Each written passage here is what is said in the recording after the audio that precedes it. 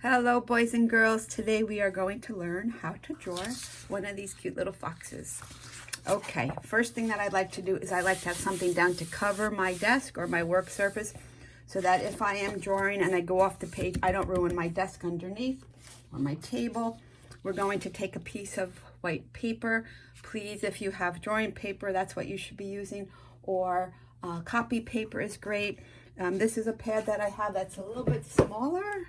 And it's a nice thick quality paper, and I like to rip out the page so that my hand is flat when I'm drawing. So the first thing that we're going to do is learn step by step how to draw our fox. Here we go. First thing that we're going to do is we're going to draw with our finger, a ghost drawing, the shape of the head, which is an oval. Okay, and we're going to put it in the paper so I have room to put the ears and do a little details in the background.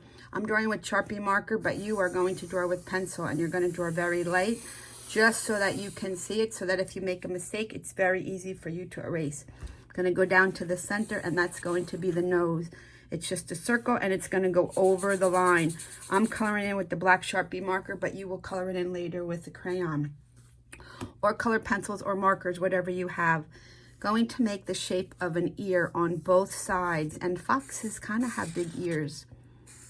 Okay.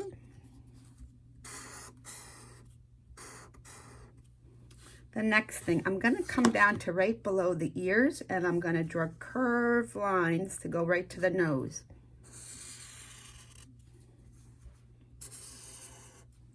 Next thing I'm going to do is make two big eyeballs. I'm going to leave some shadowing so that it's like a little highlight on the eye. And I'm going to color this in. Don't you color yours in, because you're going to do it later on with black crayon or marker. Next thing, I always love to put a couple of eyelashes. And a lot of kids or a lot of boys will say, oh, eyelashes are for girls, but that's not true, because everybody has eyebrows. Eyelashes, I should say. Oh, you know what? Maybe I will put a little eyebrow. Now that I said it. Okay, next thing we're going to do is I have two versions here, one with the scarf and one without. I kind of like the scarf version, so I'm going to show you how to do that. I'm going to come down and just make a little shape, kind of like a hot dog shape, or like the hot dog roll. And I'm going to have part of the scarf blowing in the wind. I'm going to make mine stripes so I can add some nice colors when I'm coloring. Next thing is going to be like a U shape, which is going to be his body. And then another U shape for the color of the neck. If I'm going too fast for you, you could always stop the video and continue whenever, you know, however much time it takes for you to do. I'm going to do a tail, and they have a little bit white at the end of the tail. I'm going to make two lines, parallel lines running next to each other for the legs. These are his little paws and his little back feet. He's going to be sitting in the grass, and so you don't want him flying in the air. Some kids put the grass way below. It looks like the fox is not sitting down on the ground, which he is. The next thing, they have like little tips at the end of their ear, which is black. I'm going to do that. And this guy is pretty much done. So here's two different ways to do the background. Just the moon and some stars. And then I thought, it's kind of windy because the scarf is blowing, so I'm going to do a little bit of details with some wind. I'm going to make some stars. And sometimes stars are hard for people. So let's see. It's really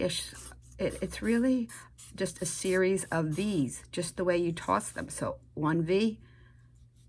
Okay. Another way to do them is, let's do this one.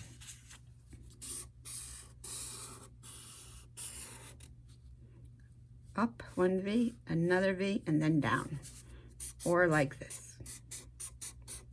Okay? Totally up to you.